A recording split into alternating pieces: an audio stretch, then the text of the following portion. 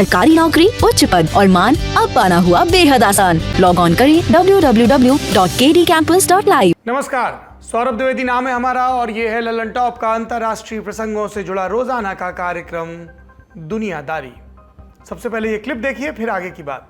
We have had troops in the region since 9/11 to go after ISIS and prevent its reemergence in both, anyway, in the region, having nothing to do with Israel at all.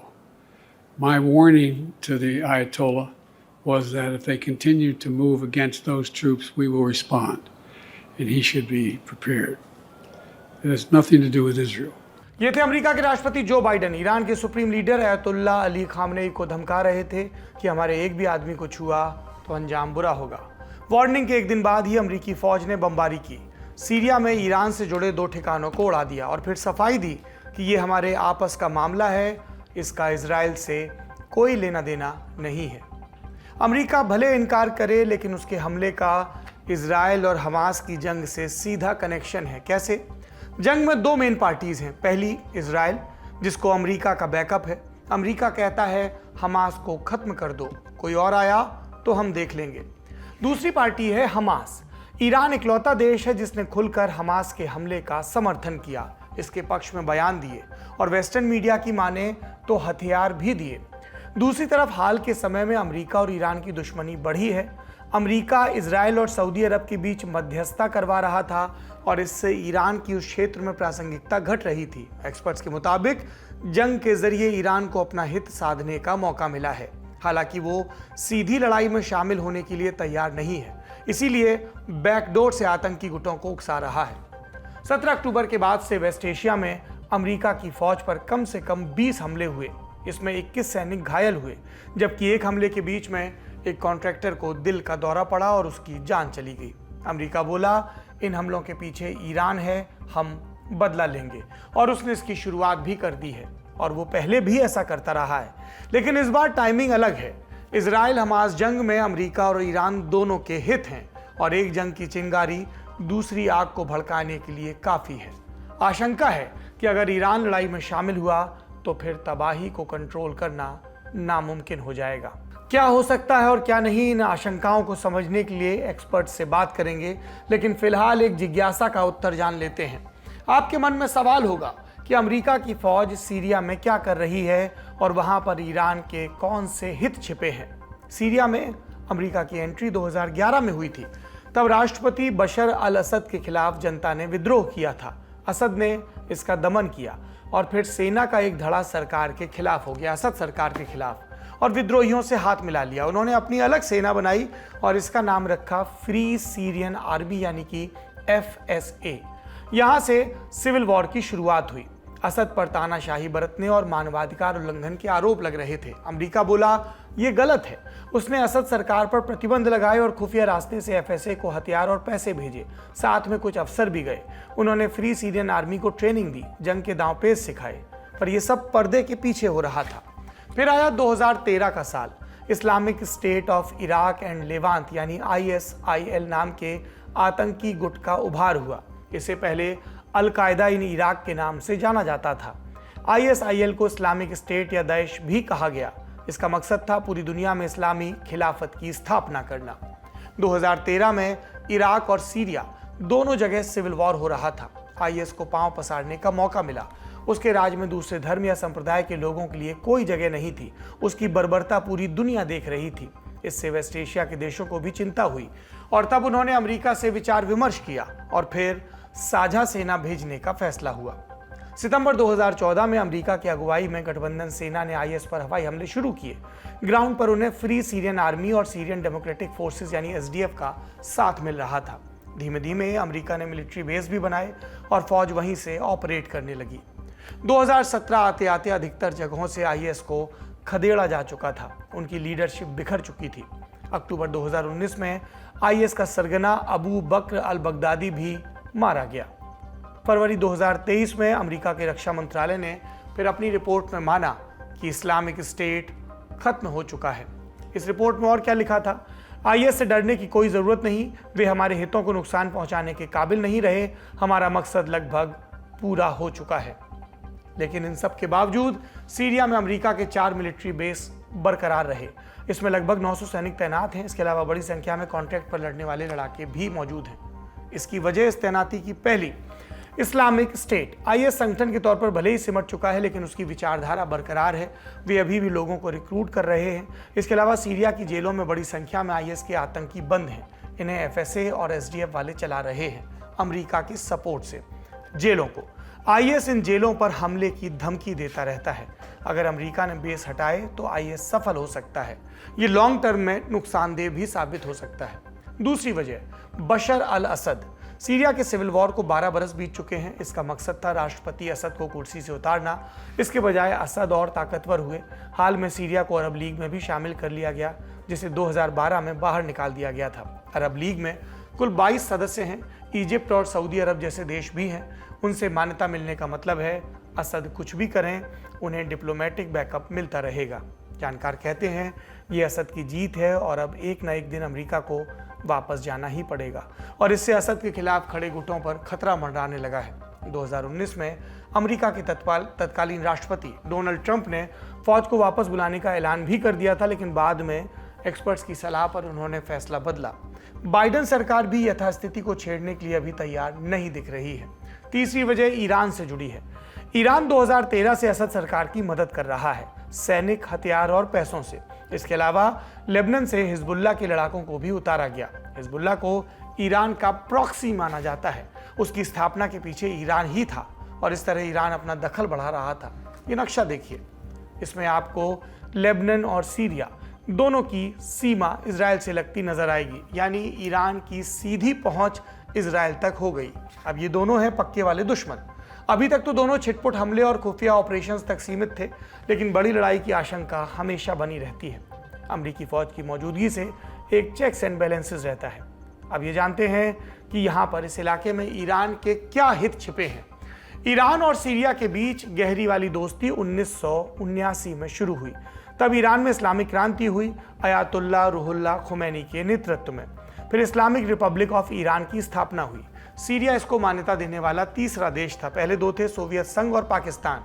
उस दौर में Syria की कमान हाफिज अल असद के पास थी, बशर अल असद के पिताजी। असद परिवार शिया इस्लाम की अलवी धारा को मानता है। खुमैनी भी शिया थे। ये दोनों देशों के बीच कनेक्शन की पहली कड़ी थी। हालांकि जहां एक तरफ ईरान इस्लामी राष्ट्र है, सीरिया धर्मनिरपेक्ष राष्ट्र है। इसीलिए ईरान और सीरिया की दोस्ती धर्म से ज्यादा कॉमन दुश्मन और वर्चस्व की चाह का मसला बना। हमने इस मसले को विस्तार से समझने के लिए बिट्स कॉलेज में इंटरनेशनल स्टडीज के अध्यापक मुश्ताक हुसैन से बात की और पूछा कि ईरान और सीरिया की दोस्ती किस बुनियाद पर टिकी है। असद सरकार को सपोर्ट देने के पीछे ईरान का मकसद क्या है? ईरान और सीरिया की दोस्ती के बहुत सारे कारण हैं। उनमें से एक कारण धार्मिक भी है, जो मुझे लगता है कि आज के डिस्कशन के लिए इतना इम्पोर्टेंट नहीं है। अभी हम अरब स्प्रिंग की बात कर रहे थे। अरब स्प्रिंग में बहुत सारे मिडिल ईस्ट की कंट्रीज में वहां के नेताओं के खिलाफ वाइड स्प्रेड पॉपुलर प्रोटेस्ट हुए थे। उनमें से एक देश सीरिया भी था, जहां के जो प्रेसिडेंट है बशर अल असद, उनके खिलाफ बहुत ही बड़े पैमाने पे सीरिया के सारे शहरों में शांतिपूर्वक मार्च स्टार्ट हुए थे 2011 में। और उनका डिमांड ये थी कि या तो बशर अल असद को पावर से हटाया जाए या फिर बशर अल असद एक डेमोक्रेटिक सिस्टम इस्टेब्लिश करे। सीरिया एक डिक्टेटरशिप है, एक अथॉरिटेरियन गवर्नमेंट है, वहां डेमोक्रेसी नहीं है। इस जो ये प्रोटेस्ट हुए थे, इनको बहुत ज्यादा सपोर्ट मिला था अमेरिका, यूरोपियन कंट्रीज से और आसपास के सुन्नी अरब कंट्रीज से, जिनमें कतर है, जिनमें सऊदी अरेबिया है, जिनमें यूएई, बहरीन, ये सब थे। अब ऐसे में सीरिया ने अपने आप को बिल्कुल अलग थलग पाया था। सीरिया को लगा था कि, और स्पेशली बशर अल असद जो उनके प्रेसिडेंट है, उनको लगा था कि उनको रीजन में से, इस क्षेत्र में से कोई भी उनको सपोर्ट नहीं कर रहा है। इस क्षेत्र में से सिर्फ एक देश ने उनकी सपोर्ट किया था, वो है ईरान। और ईरान का जो सपोर्ट है वो बहुत मायने रखता है, क्योंकि ईरान ने बहुत बड़े पैमाने पे मिलिट्री सपोर्ट दिया था। ईरान ने सीरिया की आर्मी को सिर्फ हथियार ही नहीं दिए, ईरान ने अपने मिलिट्री ट्रेनर्स भेजे हैं सीरिया में, जो आज भी वहां है, ताकि शुरू में 2011 से लेकर 2014 तक ये मिलिट्री ट्रेनर्स सीरिया की आर्मी को ट्रेन कर रहे थे, ताकि वो लोग प्रोटेस्टर्स के खिलाफ जो बशर अल असद की सरकार है उनको बचा सके। लेकिन 2014 के बाद हमने देखा कि इसी जगह पे एक बहुत ही खतरनाक टेररिस्ट ग्रुप भी निकला था, जिसको हम आईसिस कहते हैं, इस्लामिक स्टेट कहते हैं। इस्लामिक स्टेट के खिलाफ जो लड़ाई थी उसमें वो भी बहुत कॉम्प्लिकेटेड थी, लेकिन उस लड़ाई में भी ईरान के मिलिट्री ट्रेनर्स ने सीरिया की आर्मी की तो मदद करी ही, ईरान ने अपनी तरफ से ट्रेनर्स भेज के सीरिया के अंदर रहने वाले जो शिया मुस्लिम्स हैं उनकी प्राइवेट आर्मीज भी बनाई, जिनको हम मिलिशियाज कहते हैं। इन प्राइवेट आर्मीज का बहुत बड़ा रोल था, एक तो इस्लामिक स्टेट को हराने में, और दूसरा बशर अल असद की मिलिट्री की मदद करने में, ताकि वो जो ऑपोजिशन के आर्मीज है उनको हरा सके। तो इस वजह से बशर अल असद अगर आज पावर में है तो उसका बहुत बड़ा जिम्मा ईरान के हाथ में है। अमेरिका ने सीरिया में ईरान के ठिकानों पर पहले भी हमले किए, लेकिन इस बार की टाइमिंग कुछ अलग है। ये हमला इजराइल हमास जंग के बीच में हुआ। एक्सपर्ट से सुनिए अमेरिका के हमले का क्या असर हो सकता है। हमास ने जो 7 अक्टूबर को अटैक किया इजराइल पे, कई देशों का ये मानना है और कई सीक्रेट सर्विस एजेंसीज का भी मानना है कि उसके पीछे ईरान का एक बहुत बड़ा हाथ था, प्लानिंग में और एग्जीक्यूशन। ईरान ने भले ही उस चीज से मना किया है, लेकिन इंटरनेशनल लेवल पे एक ये सहमति बनती जा रही है कि ईरान का एक बहुत बड़ा रोल था। उस अटैक के बाद से ईरान के जितनी भी प्रॉक्सी ऑर्गेनाइजेशंस हैं उन्होंने भी कोशिश करी है कि इजराइल के खिलाफ अगर डायरेक्ट अटैक किया जा सके तो वो करा जाए, नहीं तो कम से कम इजराइल को क्रिटिसाइज करते हुए पब्लिक स्टेटमेंट्स दिए गए हैं और फिलिस्तीनियों का सपोर्ट करते हुए। तो इसी कड़ी में हमने देखा कि हिजबुल्लाह ने अटैक्स किए हैं जो अभी भी जारी हैं। इसी कड़ी में हमने देखा कि कुछ मोर्टार अटैक सीरिया की तरफ से भी आए हैं, और इसी कड़ी में हमने पिछले हफ्ते ये देखा था कि यमन में जो हूथी रेबल्स हैं उन्होंने भी कुछ अटैक्स किए। जो पिछले पिछले हफ्ते नहीं, 3 दिन पहले जो न्यूज आई थी कि रेड सी में, लाल सागर में एक अमेरिकन युद्धपोत है जिसने 3 क्रूज मिसाइल्स को, लैंड अटैक मिसाइल्स को इंटरसेप्ट किया है। वहां ये बात बताई गई कि ये जो मिसाइल्स थी ये शायद यूएस के युद्धपोत की तरफ नहीं थी, ये इजराइल की तरफ जा रही थी, और यूएस के युद्धपोत ने अपने रडार पे इनको पहचाना और इन पे अटैक किया। अगर ये सच है तो ये एक और इसी श्रृंखला में एक और कड़ी होगी जहां ईरान के साथ एसोसिएटेड जो ग्रुप्स हैं, चाहे वो मिलिटेंट ग्रुप हो, चाहे टेररिस्ट ग्रुप हो, चाहे रेबल ग्रुप हो, वो इजराइल के खिलाफ अटैक कर रहे हैं। इसमें ईरान का ऑब्जेक्टिव ये है कि वो इजराइल के ऊपर प्रेशर बढ़ाता जा रहा है।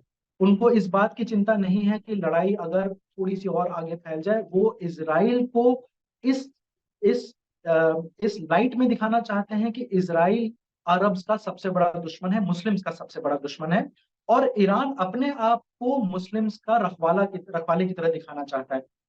इसी कड़ी में कुछ अटैक्स यूएस फोर्सेस पे भी हुए हैं। एक अटैक बगदाद इंटरनेशनल एयरपोर्ट पे हुआ, एक अटैक सीरिया के साउथ में जो अमेरिकन स्पेशल फोर्सेस का कैंप है वहां पर हुआ है। किसी अमेरिकन सर्विसमैन की जान नहीं गई है, लेकिन कुछ सोल्जर्स घायल हुए हैं सीरिया में। ये तो ही अमेरिका ईरान के आपसी झगड़े की कहानी। अब मेन पिक्चर का अपडेट जान लेते हैं। इजराइल हमास जंग 21वें दिन जारी है। नुकसान का आंकड़ा कहां पहुंचा? इजराइल का दावा 1400 से अधिक नागरिक मारे गए। गाजा की हेल्थ मिनिस्ट्री का दावा इजराइल के हमले में 7000 से ज्यादा जाने गए। हमास को हुए नुकसान का स्पष्ट डेटा अभी सामने नहीं आया है। हमास के कब्जे में कैद बंधकों की संख्या 229 तक पहुंच गई है। 27 अक्टूबर को इजराइल डिफेंस फोर्सेज यानी आईडीएफ ने इसकी पुष्टि की। 7 अक्टूबर के हमले के बाद हमास इन लोगों को गाजा ले गया था। उसके बाद इजराइल ने जवाबी कार्रवाई शुरू की। दोनों पक्ष बंधकों के मुद्दे पर पीछे हटने के लिए तैयार नहीं। हमास का कहना, जब तक संघर्ष विराम नहीं होता बंधकों को नहीं छोड़ा जाएगा। इजराइल का कहना, जब तक सभी बंधक आजाद नहीं होते तब तक हमला नहीं रुकेगा। इस संकट के बीच पर्शिया की खाड़ी में बसा एक छोटा सा देश भी सुर्खियां बटोर रहा है। ये है कतर। पिछले कुछ दिनों में अमेरिका, ब्रिटेन और इजराइल कतर के शासक को शुक्रिया कह चुके हैं। वजह, क्योंकि कतर बंधकों की रिहाई के लिए हमास से बातचीत कर रहा है। कतर की राजधानी दोहा में हमास का दफ्तर है। हमास का लीडर इस्माइल हानिये यहीं पर रहता है। उसके कतर सरकार से अच्छे कनेक्शन है और इसी की वजह से 4 बंधक रिहा भी हुए। उम्मीद है आने वाले दिनों में और भी लोग छुड़ाए जा सकेंगे। लेकिन इजराइल का जमीनी हमला रेड लाइन साबित हो सकता है। पिछली 2 रातों से इजरायली सेना गाजा पट्टी में छापामार हमले कर रही है। हालांकि अभी तक जमीनी हमले की आधिकारिक घोषणा नहीं हुई है। हमास का कहना है जिस दिन ऐसा हुआ इजराइल बंधकों को भूल जाए। अब ऐसे में इस जटिल स्थिति को समझने के लिए हमने फिर से रुख किया एक्सपर्ट्स का और पूछा, कतर और हमास की दोस्ती की वजह क्या है? हमास को शरण देने में कतर का क्या फायदा है? देखिए कतर जिस तरह की पॉलिसी अपना रहा है, जिस तरह की नीति अपना रहा है हमास की तरफ, उसके पीछे कतर का अपना एम्बिशन है, कतर की अपनी इच्छाएं हैं कि वो किस तरह का एक रोल अदा करना चाहता है खाड़ी में, मिडिल ईस्ट में। उस रोल को फुलफिल करने के लिए जो भी कंट्री, जो भी देश, जो भी ग्रुप कतर को लगता है कि उसको मदद मिलेगी अपनी नीति को इम्प्लीमेंट करने के लिए, कतर उनकी तरफ दोस्ती का हाथ बढ़ाता है। कतर की नीति ये है कि कतर के पास जितना पैसा है, कतर दुनिया के चौथे सबसे अमीर देश, कतर दुनिया का चौथा सबसे अमीर देश है अगर हम जीडीपी पर कैपिटा देखते हैं। कतर के पास दुनिया के तकरीबन 15% गैस है। कतर ने 2008-9 के आसपास से एक पॉलिसी अपनाई है जहां कतर अपने इस पैसे का इस्तेमाल कर रहा है ऐसे जगह इन्वेस्ट करके जहां से कतर को ये ताकत मिल सके कि वो मिडिल ईस्ट के डेवलपमेंट्स पे अपना इन्फ्लुएंस बढ़ा सके, अपना प्रभाव बढ़ा सके। 2011 के आसपास एक पूरी सीरीज स्टार्ट हुई थी प्रोटेस्ट्स की अलग अलग अरब देशों में, जिनको हम अरब स्प्रिंग कहते हैं। कतर का जो अपना मीडिया चैनल है अल जजीरा, जो कतर का जो रॉयल फैमिली है वो कंट्रोल करते हैं, वो फंड करते हैं उसको, अल जजीरा का यूज करके कतर ने बहुत सारे देशों में अरब स्प्रिंग के दौरान अपना इन्फ्लुएंस बढ़ाया। उन्होंने इजिप्ट में इखवान उल मुस्लिमीन, जो मुस्लिम ब्रदरहुड है, उनके साथ अपना रिलेशन अच्छा किया। उन्होंने सीरिया में इन्वेस्ट किया पैसा अपना, उन्होंने लीबिया में किया। इसी कड़ी में हम देखते हैं कि कतर ने 2010-12 के बाद से हमास के साथ अपने रिलेशंस को और प्रमोट किया है। उन्होंने हमास को फंडिंग दी है, उन्होंने हमास को के बहुत सारे ऑफिसर, बहुत सारे लीडर्स को अपने यहाँ रहने की आज़ादी भी दी है। और इसी कड़ी में उन्होंने तालिबान के साथ भी रिश्ते बनाए। तालिबान का इकलौता ऑफिस जो था अफगानिस्तान के बाहर, वो कतर में ही था। सो कतर और हमास की दोस्ती बढ़ने का कारण सिर्फ यह है कि हमास एक वो पहलू है जिसकी जिसकी वजह से कतर अपना प्रभाव पूरे मिडिल ईस्ट पे बढ़ा सकता है। अल्टीमेट ऑब्जेक्टिव कतर का ये है कि कतर सऊदी अरेबिया को चुनौती दे सके और कह सके कि अरब मुस्लिम ओपिनियन का, अरब मुस्लिम देशों का लीडर कतर है। इसी वजह से हम देखते हैं कि कतर ने ईरान के साथ भी बहुत अच्छे संबंध मेंटेन किए हुए हैं। जबकि ईरान एक शिया देश है, कतर एक सुन्नी देश है, लेकिन कतर ईरान के साथ भी रिलेशंस मेंटेन करता है ताकि वो इन सब चीजों के थ्रू अपना ऑब्जेक्टिव फुलफिल कर पाए, जो ऑब्जेक्टिव है कि अपने आप को सुन्नी देशों का लीडर बना। हमास होस्टेज क्राइसिस से पहले दोहा में अफगानिस्तान का शांति समझौता भी हुआ था तालिबान और अमेरिका के बीच। उसी डील के बाद अमेरिका अफगानिस्तान से बाहर निकला। इस तरह की डील कतर में ही क्यों होती है? आकार में छोटा होने के बावजूद इसकी अहमियत क्यों बढ़ रही है जियोपॉलिटिक्स में? देखिए, कतर अभी तक अपनी इस इच्छा को पूरा नहीं कर पाया है। उसका बहुत बड़ा रीजन ये है कि जिन जिन ग्रुप्स के साथ कतर ने अपने रिलेशनशिप्स बनाए हैं, उन ग्रुप्स के साथ या उन देशों के साथ मिडिल ईस्ट या इंटरनेशनल लेवल पे बाकी देशों के बहुत अच्छे संबंध नहीं, जिसकी वजह से कतर की भी ये इमेज बन गई है कि जैसे अंग्रेजी में हम कहते हैं to fish in troubled waters. ये इमेज बन गई है कतर की कि जहां मुसीबतें हैं वहां कतर उन मुसीबतों को और बढ़ा रहा है। ये जरूर हो गया कि कतर ने अपनी इन अलग अलग कोशिशों के दौरान एक सक्सेसफुल कोशिश करी, वो ये कि तालिबान को कन्विंस कर सके कि तालिबान अपने सीनियर लीडर्स को कतर के ऑफिस में भेजे। यहाँ ये बात जानने की जरूरत है कि कतर में ऐसा कुछ खास नहीं है कि तालिबान का ऑफिस सिर्फ कतर में क्यों। यहाँ जानने की बात यह है कि कतर के अलावा कोई और देश, कोई और मुल्क ये रिस्क नहीं लेना चाहता था कि तालिबान के साथ रिलेशंस इतने अच्छे करें। उस तरह का रिस्क सिर्फ कतर ने उठाया और जिसका उसको एक बहुत अच्छा फल भी मिला। कतर के रिलेशंस अमेरिका के साथ भी बहुत अच्छे हुए, क्योंकि जब अमेरिका ने डिसाइड किया कि वो अपने मिलिट्री प्रेजेंस अफगानिस्तान में खत्म करना चाहते हैं, उनको रियलाइज हुआ कि इसका इकलौता तरीका यही है कि वो अफगानिस्तान के साथ बातचीत, तालिबान के साथ बातचीत करें। और तब कतर का मीडिएटर का रोल बहुत काम आया अमेरिका को। बट इसके अलावा अगर आप देखें, कतर ने जिन जिन ग्रुप्स के साथ अपना रिलेशनशिप इंप्रूव किया है, उसकी वजह से कतर के खुद के रिलेशंस अपने पड़ोसियों के साथ बहुत बिगड़े। पर्शियन गल्फ में जितनी अरब सुन्नी कंट्रीज हैं, उनका एक ग्रुप है जिसको हम गल्फ कोऑपरेशन काउंसिल कहते हैं, जिसमें 6 मेंबर्स हैं। गल्फ कोऑपरेशन काउंसिल को ज्यादातर सऊदी अरेबिया डोमिनेट करता है। कतर की इन कोशिशों की वजह से सऊदी अरेबिया इतना नाराज हुआ कि 4 साल के लिए कतर को जीसीसी से बर्खास्त कर दिया गया था। अमेरिका के प्रेशर के बाद ही 2021-2022 के बीच दोबारा से कोशिश करी गई और कतर को वापस लाया गया। लेकिन अभी फिर से हम ये देखने में आ रहा है, सुनने को मिल रहा है कि सऊदी अरेबिया, खासकर सऊदी अरेबिया के जो क्राउन प्रिंस है मोहम्मद बिन सलमान, उनकी नाराजगी कतर के साथ बढ़ती जा रही है। अगर सऊदी अरेबिया हमास पर इल्जाम लगा रहा है सऊदी अरेबिया और इसराइल के नेगोशिएशंस को सैबोटैज करने का, तो वो इल्जाम कतर के सर पर भी लगता है। और हो सकता है हम जल्दी ही ऐसा देखें कि कतर के खिलाफ जो आसपास के अरब सुन्नी देश है उनका गुस्सा जरूर फूटेगा। इन दिनों कतर एक और वजह से चर्चा में है। वहां भारत की नौसेना के 8 पूर्व अफसरों को मौत की सजा सुनाई गई जासूसी के आरोप में। भारत ने कहा, हमें झटका लगा, कानूनी रास्ते तलाशे जा रहे हैं। इस मामले की पूरी कहानी आप सुनिए आज के लल्लन टॉप शो में हमारे साथ। कतर से अब रुख करते हैं एक इंटरव्यू का, बल्कि झलकियां देखते हैं। ये इंटरव्यू है एहुद बराक का, जो जुलाई 1999 से मार्च 2001 तक इजराइल के प्रधानमंत्री रहे। उन्हीं के कार्यकाल में दूसरा इंतिफादा शुरू हुआ। इंतिफादा इजराइल के खिलाफ फिलिस्तीनी गुटों का हिंसक प्रोटेस्ट इसकी सीरीज को कहा जाता है। बराक का परिचय पीएम दफ्तर तक ही सीमित नहीं है। वो 1959 में सेना में शामिल हुए, चीफ ऑफ जनरल स्टाफ के पद तक पहुंचे। ये इजरायली सेना का सबसे बड़ा अफसर होता है। फौज में रहते हुए कई खतरनाक ऑपरेशंस को उन्होंने अंजाम दिया। 1995 में मिलिट्री से रिटायर हुए, फिर राजनीति में आए। 1999 में प्रधानमंत्री बने। 2007 से 2013 तक डिफेंस मिनिस्टर भी रहे। अपनी पॉलिटिकल पार्टी भी बनाई, हालांकि बहुत सफलता नहीं मिली। एहुद बराक ने हमास, इजरायली सेना और नेतन्याहू को करीब से देखा है। इन मसलों पर उनकी अथॉरिटी रही है। इंडिया टुडे के न्यूज़ डायरेक्टर राहुल कंवल ने एहुद बराक से बात की।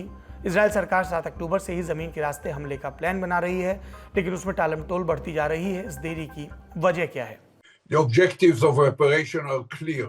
We have to eliminate any military capability of Hamas and its capability to keep ruling the Gaza Strip. This objective cannot be fully accomplished through the air strikes and bombs and whatever. You have to deploy forces on the ground in order to make sure that there are no more launchers, rockets, munition depot, training center, command and control center, whatever, even offices. And those who perpetrated this terrible barbaric attack on Israel will be identified and have to be accountable for what they did.